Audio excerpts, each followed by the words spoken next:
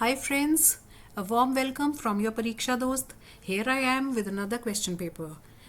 आप लोग हिंदी की इतनी तैयारी कर रहे हैं, इतने अच्छे से तैयारी कर रहे हैं. मेरे पास जब ये रिक्वेस्ट आई कि एक और क्वेश्चन पेपर चाहिए तो उससे मुझे पता चला how motivated you are and how hard work you are putting in to score maximum marks. और ये मेरे लिए एक बहुत बहुत बहुत बड़ा यू कैन से अचीवमेंट मुझे फील हो रही है कि हिंदी जैसे सब्जेक्ट को मैं इतना आपके अंदर उसको पढ़ने की जिज्ञासा आपके अंदर मैं जगा पाई. I am really happy for that and thank you so much for all your comments. You have really motivated me a lot.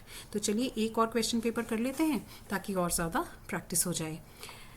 पहले गद्यांश पढ़ रहे हैं हम, अपठित गद्यांश. अब हमारा खंड क. सारा संसार नीले गगन के तले अनंत काल से रहता आया है. हम थोड़ी दूरी तक ही देखते हैं, क्षितिज तक, जहाँ धरती और आकाश हमें मिलते दिखाई देते हैं. लेकिन जब हम वहाँ पहुँचते हैं तो यह सारा नज़ारा आगे खिसकता चला जाता है और इस नज़ारे का कोई और छोर हमें दिखाई नहीं देता. ठीक इसी तरह हमारा जीवन भी है. जिंदगी की न जाने कितनी उपमाएं दी जा चुकी हैं, लेकिन कोई भी उपमा पूर्ण नहीं मानी जाती, क्योंकि जिंदगी के इतने पक्ष हैं कि कोई भी उपमा उस पर पूरी तरह फिट नहीं बैठती. बर्नार्ड शॉ जीवन को एक खुली किताब मानते थे और यह भी मानते थे कि सभी जीवों को समान रूप से जीने का हक है. वे चाहते थे कि इंसान अपने स्वार्थ में अंधा होकर किसी दूसरे जीव के जीने का हक ना मारे. यदि इंसान ऐसा करता है तो यह बहुत बड़ा अन्याय है. दूसरों के जीने का हक को छीनने से बड़ा अपराध या पाप कुछ नहीं हो सकता. तो चलिए क्वेश्चंस देखते हैं. हमारा जीवन किस प्रकार का है? पाप व अपराध में लिप्त एक रहस्य की तरह, खुले आसमान की तरह, इनमें से कोई नहीं.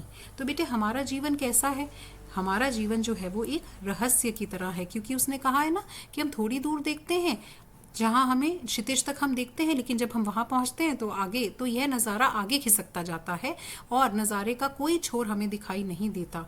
और ठीक इसी तरह हमारा जीवन भी है. तो ये एक रहस्य है हमारा जीवन जो है. सबसे बड़ा पाप क्या है? तो सबसे बड़ा पाप क्या है? अन्याय करना, डर के साए में जीना, दूसरों से जीने का हक छीनना. उपरोक्त सभी दूसरों से जीने के हक से छीनने से बड़ा अपराध या पाप कुछ नहीं हो सकता. इसलिए ऑप्शन ग. बर्नार्ड शॉ जीवन को क्या मानते थे? वो जीवन को एक खुली किताब मानते थे. क्या मानते थे? एक खुली किताब. धरती और आकाश कहाँ मिलते दिखाई देते हैं? क्षितिज पर, भूमंडल में, नीले गगन में, इनमें से कोई नहीं. तो ऑब्वियसली क्षितिज पर. ये हमने यहाँ पढ़ा था कि हम क्षितिज तक देखते हैं. पढ़ा था ना हमने यहाँ पे. तो हमने उसी ऑप्शन को टिक कर लिया. इंसान को किसमें अंधा नहीं होना चाहिए? इंसान को किसमें अंधा नहीं होना चाहिए? ये लीजिए. इंसान अपने स्वार्थ में अंधा होकर. तो किसमें नहीं अंधा होना चाहिए? स्वार्थ में अंधा नहीं होना चाहिए. समझ गए आप? चलिए अगला क्वेश्चन देखते हैं. क्या था? इस विषय का ज्ञान मेरे मित्रों और हितैषियों को बहुत ही कम है. बेटा मैं काफ़ी स्पीड से करा रही हूँ. पर्पस सिर्फ ये है कि आपका अगर आपको ये पेपर करने के बाद भी कहीं भी कन्फ्यूजन या डाउट रहता है तो आपके पास समय बचे, बिकॉज अब ऑलरेडी हमारा कल एग्ज़ाम है, तो इसलिए थोड़ा सा फास्ट, और हम तैयारी कर ही चुके हैं, मैं हल्का सा फास्ट ही चल रही हूँ. क्या था? इस विषय का ज्ञान मेरे मित्रों और हितैषियों को बहुत ही कम है. उन्होंने मुझे अनेक पत्र लिखे और उल्हाने दिए हैं. वे चाहते हैं कि मैं अपनी जीवन कथा अपने ही मुंह से कह डालूं, पर पूर्ण रूप से मैं उनकी आज्ञा का पालन करने में शक्ति मुझ में नहीं है. अपनी कथा कहते हुए संकोच होता है. उसमें तत्व भी तो नहीं, उससे कोई कुछ सीख भी तो नहीं सकता. यद्यपि जिन सज्जनों ने मुझे अपना कृपा पात्र बना लिया है, उनकी आज्ञा का उल्लंघन भी धृष्टता होगी. मैं अपने जीवन के संबंध रखने वाली कुछ बातें सूत्र रूप में सुना देना चाहता हूँ. नौकरी छोड़ने पर मेरे मित्रों ने कई प्रकार से मेरी सहायता करने की इच्छा प्रकट की. किसी ने कहा आओ मैं तुम्हें अपना प्राइवेट सेक्रेटरी बनाऊंगा. किसी ने कहा मैं तुम्हारे साथ बैठकर संस्कृत पढ़ूंगा. किसी ने कहा मैं तुम्हारे लिए छापा खाना खुलवा दूंगा. पर मैंने अपनी कृतज्ञता की सूचना दे दी और लिख दिया कि अभी मुझे आपके सहायता दान की विशेष आवश्यकता नहीं.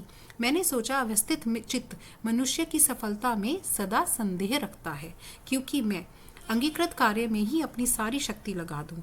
प्रयल और परिश्रम की बड़ी महिमा है. अतएव सब तन भरी भन की मिसाल चरितार्थ करता हुआ इंडियन प्रेस प्रदत्त कार्य में ही मैं अपनी शक्ति खर्च करने लगा. जो थोड़ा बहुत अवकाश कमी मिलता तो उसमें अनुवाद आदि का कुछ काम और करता था. तो हमने एक प्लेन रीडिंग पैराग्राफ को दे दी है. अब हम देखते हैं क्या हम क्वेश्चन अटेम्प्ट कर पाते हैं. मैंने आपको बार बार बोला है, पैराग्राफ को आपको 100% समझ आए या ना आए, एक प्लेन रीडिंग देने के बाद हमेशा आप क्वेश्चंस को देखेंगे। लेखक अपनी जीवन कथा क्यों नहीं लिखना चाहता था? वो जीवन कथा क्यों नहीं लिखना चाहता था? अपनी कथा कहते हुए संकोच होता, उसमें कोई तत्व भी तो नहीं, तो इसलिए क्योंकि उसकी जीवन कथा में कुछ खास था नहीं बताने के लिए, इसलिए वह उसे लिखना नहीं चाहता था। मन में असफलता का संदेह, या संदेह होना चाहिए, मन में असफलता का संदेह कौन रखता है? असफलता का संदेह हमने पढ़ा था, ये देखिए, अव्यवस्थित चित्त मनुष्य की सफलता में सदा संदेह रहता है। नौकरी छोड़ने पर लेखक को किसने सहायता देने की इच्छा प्रकट की? तो सहायता देने के लिए मित्रों ने इच्छा प्रकट की थी। मेरे मित्रों ने मेरी कई प्रकार से सहायता करने की इच्छा प्रकट की, तो मित्रों ने इच्छा प्रकट की। नौकरी से इस्तीफा देने के बाद लेखक ने किस काम में अपनी सारी शक्ति लगा दी? किस काम में लगा दी? ये देखिए, ये रहा, इंडियन प्रेस के कार्य में मैंने अपनी शक्ति खर्च कर दी, तो ये आ गया आपका इंडियन प्रेस पदत कार्य में। इस गद्यांश का उपयुक्त शीर्षक क्या हो सकता है? लेखक और उसका मन। ठीक है, लेखक ने अपने मन के अनुसार जीवन व्यतीत किया अपना। मित्रों ने कहा हम सहायता करते हैं, बहुत सारी ऑप्शंस दी, लेकिन उन्होंने वही कार्य किया जो उसका मन चाहता था, जहां उनका मन लगता था वही कार्य उन्होंने किया। तो सही ऑप्शन है लेखक और उसका मन। ठीक है बच्चे, चलिए अगला गद्यांश देखते हैं। निरक्षरता किसी भी राष्ट्र, समाज एवं स्वयं व्यक्ति के लिए कलंक है। निरक्षर व्यक्ति के पास सोचने समझने की स्वतंत्र शक्ति नहीं होती। न तो वह सामाजिक विकास के बारे में सोच सकता है, न तो व्यक्तिगत विकास के बारे में। निरक्षर व्यक्ति अच्छे बुरे, उचित अनुचित, कर्तव्य अकर्तव्य के बीच में अंतर नहीं कर पाता। निरक्षरता के कारण देश को अच्छे नागरिक नहीं मिल पाते। उन्हें अपने अधिकारों और कर्तव्यों का ज्ञान नहीं हो पाता। उन्हें अपने कीमती वोटों का ज्ञान नहीं होता। थोड़े से पैसों के लालच में आकर वे अपने अमूल्य वोट अयोग्य नेताओं को दे देते हैं और इस प्रकार देश का भविष्य गलत हाथों में पड़ जाता है। नेता निर्धारित समय तक अपनी मनमानी करते हैं। उन्हें यह ज्ञात होता है कि इन लोगों को किस प्रकार मूर्ख बनाया जा सकता है। अतः देश में अज्ञानता तथा निरक्षरता को जड़ से हटाने के लिए सामूहिक प्रयत्न आवश्यक है। इसके लिए शिक्षा व्यवस्था में परिवर्तन कर घर घर शिक्षा का दीप जलाना होगा। उन्हें साक्षरता के लाभों से अवगत कराना होगा। शिक्षण संस्थानों में भेदभाव एवं भ्रष्टाचार समाप्त करना होगा तथा आर्थिक रूप से कमजोर लोगों को मुफ्त शिक्षा देनी होगी। हमारे भारत देश का भविष्य तभी उज्जवल होगा जब हर नागरिक साक्षर होगा। बहुत बढ़िया पैराग्राफ है। डेफिनेटली लिटरेसी रेट जितना ज़्यादा बढ़ेगा उतना बढ़िया हमारा देश उन्नति करेगा। किसके कारण देश को अच्छे नागरिक नहीं मिल पाते? अनपढ़ होने के कारण अच्छे नागरिक वे नहीं बन पाते, क्योंकि उनके पास सोचने समझने की स्वतंत्र शक्ति नहीं होती। हमारे देश का भविष्य कब उज्जवल होगा? बट ऑब्वियस, जब हमारे देश का हर नागरिक साक्षर होगा। ठीक है, ये देखिए, ये ऑप्शन आपके पास यहाँ है। किस लालच में आकर लोग अपना अमूल्य वोट अयोग्य नेताओं को दे देते हैं? अभी हमने किया ना, थोड़े से पैसों के लालच में आकर। ठीक है, सो पैसों के लालच में आकर। मैंने आपको क्या कहा था? हमेशा आप कीवर्ड्स को अंडरलाइन करिए, उनको आप ढूंढिए पैराग्राफ के अंदर, जहाँ भी आपको वो कीवर्ड्स अपने मिलते हैं कि वो वोटों की बात कर रहा है, तो वहाँ पे आपको उसी लाइन में, when you read between the lines you will get your answers. निरक्षर व्यक्ति किस में अंतर नहीं कर पाता? अच्छे बुरे, उचित अनुचित, कर्तव्य अकर्तव्य। तो अब उपरोक्त सभी किस में अंतर नहीं कर पाता? देखिए ये कहाँ लिखा है, ये देखिए, अंतर नहीं कर पाता किस में? अच्छे बुरे, उचित, कर्तव्य। तो तीनों आ गए ना हमारे पास, तो उपयुक्त सभी। देश के नेता सत्ता में आकर कैसा व्यवहार करते हैं? तो वो तो अपनी मनमानी करते हैं, ये हमने पढ़ा था कि मूर्ख बनाया जा। ये देखिए, मनमानी करते हैं। नेता निर्धारित समय तक अपनी मनमानी करते हैं, वो मनमाना व्यवहार करते हैं। ठीक है बच्चे। पशु को बांध कर रखना पड़ता है क्योंकि वह निरंकुश है, चाहे जहां तहां चला जाता है, इधर उधर मुंह मार देता है। क्या मनुष्य को भी इसी प्रकार दूसरों के बंधन स्वीकार करना चाहिए? क्या इससे उसमें मनुष्यत्व रह पाएगा? पशु के गले में की रस्सी को एक हाथ से पकड़कर और दूसरे हाथ में एक लकड़ी ले जाकर जहां चाहो हाँक कर ले जाओ। जिन लोगों को इसी प्रकार हाँके जाने का स्वभाव पड़ गया है, जिन्हें कोई भी जिधर चाहे ले जा सकता है, काम में लगा सकता है, उन्हें भी पशु ही कहा जाएगा।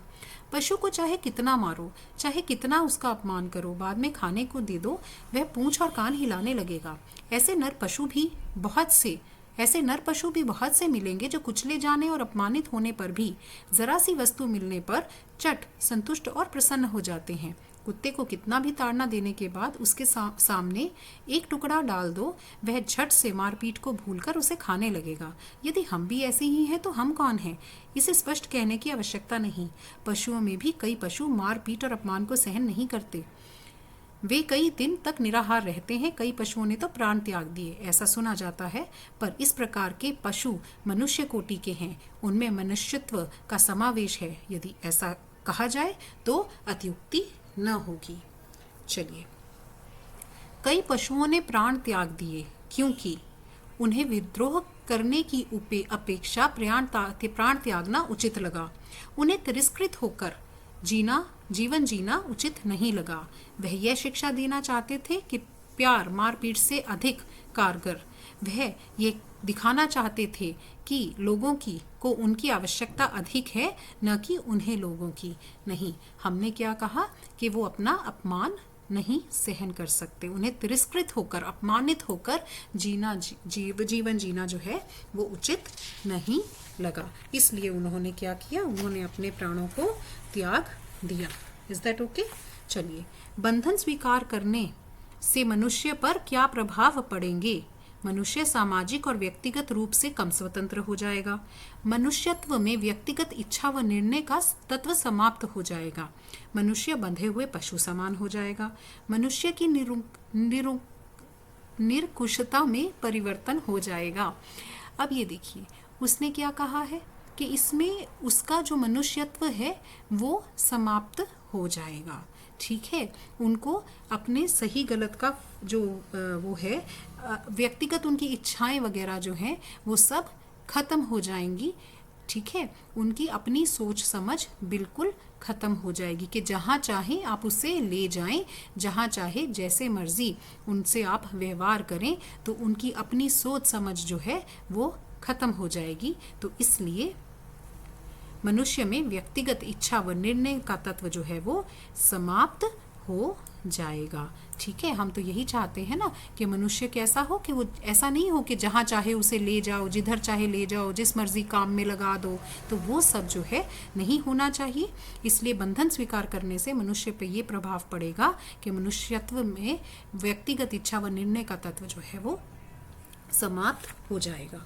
ठीक है, चलिए, मनुष्य को परिभाषित करने हेतु कौन सा मूल्य अधिक महत्वपूर्ण है? स्वतंत्रता, न्याय, शक्ति या प्रेम?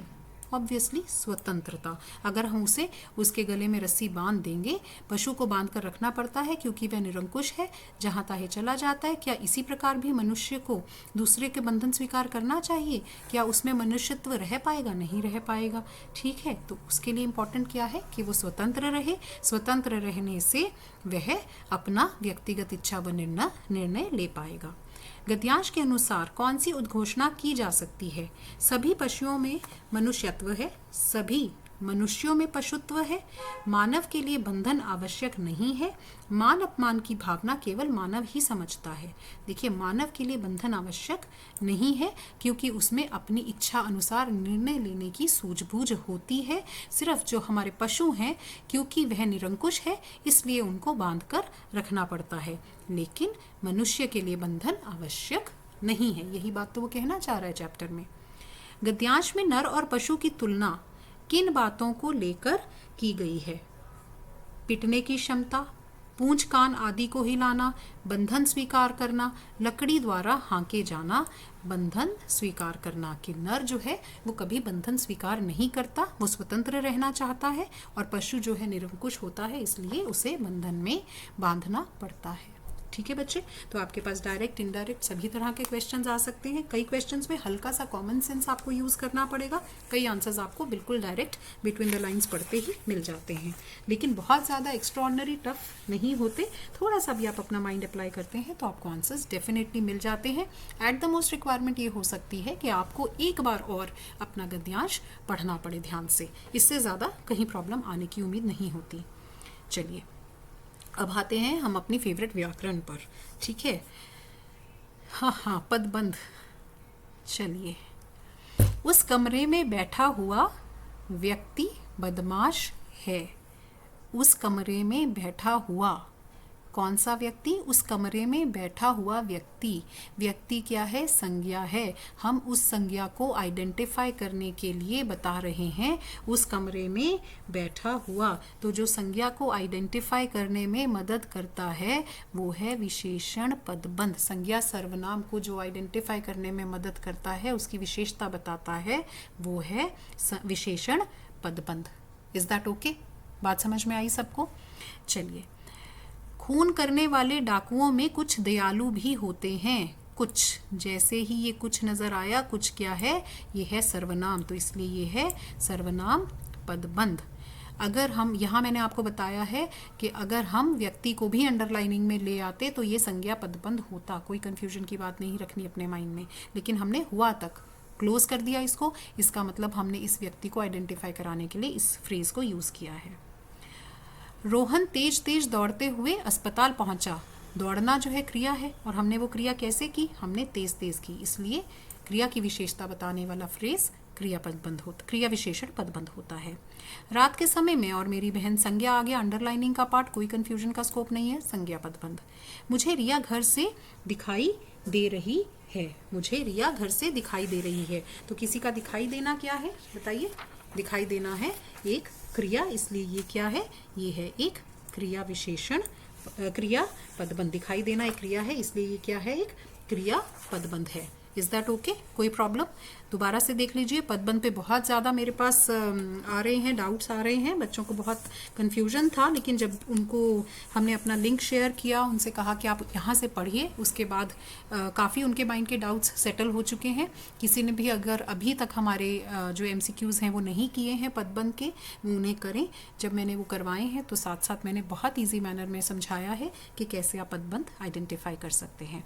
ठीक है, मैं दोबारा बता रही हूँ।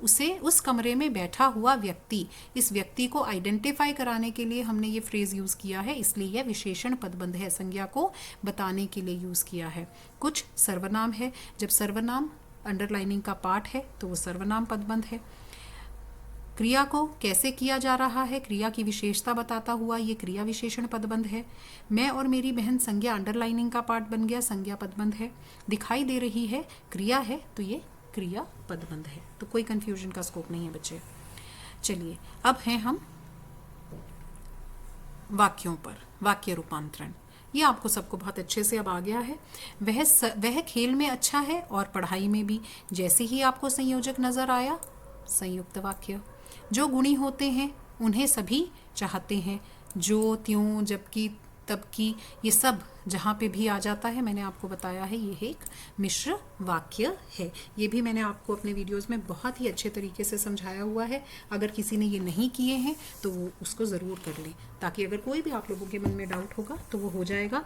मैंने बहुत क्लियरली आपको बताया है कि जो भी ऐसे वर्ड्स हैं, कि, जो, जिसे, जब, जहाँ, जिधर, ज्यों, ये सारे वर्ड्स जहाँ पे भी आते हैं वो वाक्य मिश्र वाक्य हैं। और दूसरा कि हमारा जो फर्स्ट फ्रेज है, जो फर्स्ट पार्ट ऑफ सेंटेंस है, अगर वो इनकम्प्लीट है और दूसरे पार्ट पे आश्रित है तो हमारा वाक्य मिश्र वाक्य है।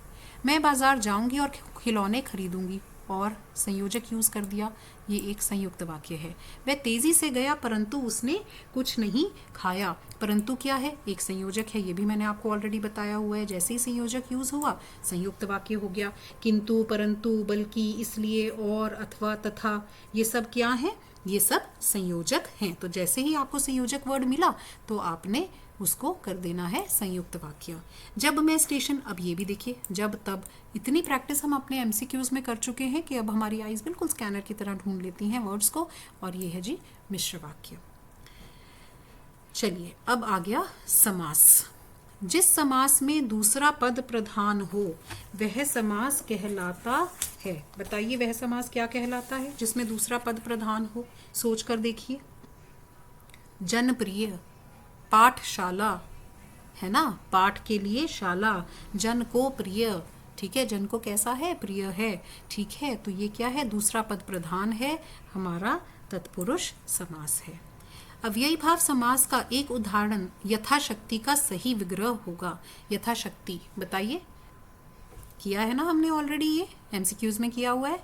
शक्ति के अनुसार, जैसी शक्ति, जितनी शक्ति, शक्ति के अनुसार, यथा जो शक्ति। तो ये क्या है? शक्ति के अनुसार, ठीक है। यथा नीति, नीति के अनुसार, ठीक है। ये जितने अनुसार वाले थे, जहाँ भी अव्यय वर्ड्स हमारे यूज़ हो रहे थे, वो सब हमने बहुत अच्छे से अपने एमसीक्यूज में क्लियर किया है। और इवन जो समास का कंसेप्चुअल वीडियो है उसमें भी मैंने क्लियर किया है। तो ये सारे हमारे अव्ययी भाव समास हैं। पंचतत्व में कौन सा समास है? जहाँ पर भी बेटा पहला जो पार्ट है वो संख्यावाचक है, वो डेफिनेटली द्विगु समास है। 5 तत्वों का समूह, ये है एक द्विगु समास, ठीक है। करुणापूर्ण में कौन सा समास है? करुणा से पूर्ण, करुणा से भरा हुआ, करुणा से भरा हुआ हृदय, है ना। तो कौन सा समास है बताइए? तत्पुरुष समास है। करुणा में पूर्ण, करुणा में पूर्ण, आप करुणा से पूर्ण, तो से जो भरा हुआ है, दया से जो भरा हुआ है, ऐसे हृदय की हम बात कर रहे हैं। से जो है आपका करण से, करण तत्पुरुष समास है, ठीक है। क्योंकि हमने क्या किया है? कारक चिन्ह का लोप करके ये समस्त पद बनाया है, करुणा से पूर्ण, ठीक है। तो इसलिए ये है करण तत्पुरुष समास, ठीक है। इसके लिए मैंने एक बहुत इजी टेबल आपको वीडियोस में दिया है, जिसने नहीं देखा है वो समास का कंसेप्चुअल वीडियो देख सकता है। अल्पायु शब्द में कौन सा समास होगा? अल्पायु, अल्पायु का मतलब होता है वह व्यक्ति जिसकी आयु कम है, अल्प है आयु जिसकी, ठीक है। तो ये कौन सा समास हुआ? कर्मधार्य। कर्मधार्य कौन सा होता था? जिसमें एक विशेष्य है और दूसरा उसकी विशेषता है, ठीक है। तो ये जो कम आयु है ये उस पर्सन की विशेषता है, इसलिए यह कर्मधार्य समास है। आदित्य वर्ण में कौन सा समास होगा? तो आदित्य वर्ण किसके लिए वर्ड यूज किया जाता है? ये यूज किया जाता है किसके लिए बताइए? आदित्य वर्ण किसके लिए यूज करते हैं हम? लक्ष्मी जी के लिए, कि as radiant as the sun rays. तो हम ये लक्ष्मी जी के लिए यूज करते हैं, इसलिए यह एक बहुव्रीहि समास है। ये भी ऑलरेडी हमने अपने वीडियोस में कवर किया है आपके साथ। ये लक्ष्मी जी, आदित्य का मतलब होता है सूर्य, ठीक है। तो सूर्य की किरणों जैसा तेज जब होता है किसी का, तो वो हम किसके लिए यूज करते हैं? लक्ष्मी जी के लिए, ठीक है। तो ये एक बहुव्रीहि समास है। वो समास जो किसी भी तीसरे पर्सन का बोध कराता है उसे हम बहुव्रीहि समास ही कहते हैं, ठीक है बच्चे। चलिए अब आ गए मुहावरे। आंखों का काजल चुराना, इस मुहावरे का क्या अर्थ है? सफाई से चोरी करना, काजल की चोरी करना, आंखों को नुकसान पहुंचाना, प्यार का इजहार करना। सफाई से चोरी करना, आंखों का काजल चुराना, कि आपकी कोई चीज़ चुरा ले गया, आपको पता भी नहीं चला, इतनी सफाई से चोरी की। दोनों भाइयों में झगड़ा हो गया, गुस्से में आकर छोटे भाई ने डैश डंडे से बड़े भाई का सर फोड़ दिया। तो इसमें कौन सा आएगा? देखिए, आप देखा ना ताव, बिना सोच विचार के उन्होंने। पर मुहावरा कौन सा आएगा? आप देखा न ताव, क्योंकि हमें तो उन्होंने मुहावरा भरने के लिए कहा है, सटीक मुहावरा। तो बिना सोचे समझे काम करना भी बिल्कुल सही है, पर वो मुहावरा नहीं है। ये बात भी मैंने आपको वीडियोस में समझाई थी कि ऑप्शंस में बेशक उसका आंसर भी लिखा हो मुहावरे का, पर आपने मुहावरा फिट इन करना है, ठीक है। आग और फूस का बैर होना, फूस के घास फूस के पास आग लेके जाओ तो क्या होगा? ठीक है, क्या वो दोस्त हैं? नहीं, तो वो क्या है? वो शत्रु हैं। तो शत्रुता होना। सेठ दीनानाथ पहले से ही करोड़पति थे और अब उनकी लॉटरी भी निकल आई है, इसे कहते हैं डैश होना। सोने पे चांदी बेहतर होना, सोने पे सुहागा, सोने पे सोना होना, सोने पे सुहागा होना, कि हमारे पास ऑलरेडी बहुत कुछ था, हमें और मिल गया, ठीक है। अटखेलियां सूझना मुहावरे का क्या अर्थ है? अरे भाई, मेरा इतना नुकसान हो गया और तुम्हें अटखेलियां सूझ रही हैं, मतलब तुम्हें क्या सूझ रहा है? तुम्हें हंसी मजाक सूझ रहा है। पहेलियां सूझना, बाल सुलझाना, खेल सूझना नहीं, हमें हंसी मजाक सूझ रहा है, ठीक है। तो उसको कहते हैं अटखेलियां सूझना। Is that okay? तो चलिए, ये हो गया हमारे व्याकरण का। व्याकरण में देखिए सब कुछ बहुत इजी है। अगर आपने वीडियोस अच्छे से किए हुए तो मुझे नहीं लगता कोई भी ऐसा क्वेश्चन इनमें था जो आप अटेम्प्ट ना कर सकें। सारे समास ये सब आपको इस तरह के मैंने कवर किए हुए हैं, कोई भी चीज़ ऐसी नहीं है। वाक्य रूपांतरण तो वैसे ही आपका बहुत क्लियर है, और पदबंध में भी मुझे नहीं लगता इतनी प्रैक्टिस करने के बाद कोई भी अब डाउट बाकी होना चाहिए। किसी को भी डाउट है, देखिए कभी भी आपको किसी भी चीज़ में डाउट होता है तो उसका तरीका वही होता है, go back to your base. Base को दोबारा से पढ़ें और उसके एमसीक्यूज़ को अटेम्प्ट करें। बेस को जब आप दोबारा पढ़ेंगे, पढ़ते पढ़ते ही आपको दोबारा क्लियर हो जाएगा कि अच्छा वो क्वेश्चन मैं गलत कर रहा था, मैं तो बेस ही गलत लगा रहा था, उसका जो कंसेप्ट है वही गलत लगा रहा था। और एक बार कंसेप्ट भी दोबारा रिवाइज करने के बाद फिर से उसके एमसीक्यूज़ को अटेम्प्ट करिए, ताकि आपका माइंड बिल्कुल क्लियर हो जाए। और उसके बाद भी अगर कोई डाउट रहता है तो मैं हूँ ना, कंसेप्ट उसमें डालिए कमेंट सेक्शन में, मैं आपको इमीडिएटली रिप्लाई कर दूंगी। ठीक है, चलिए पाठ्य पुस्तक पढ़ते हैं। ये है आपका हरि आप हरो जनरी पीर। देखिए मैं कितनी फास्ट करा रही हूँ ताकि आपका टाइम मैं सेव कर पाऊँ।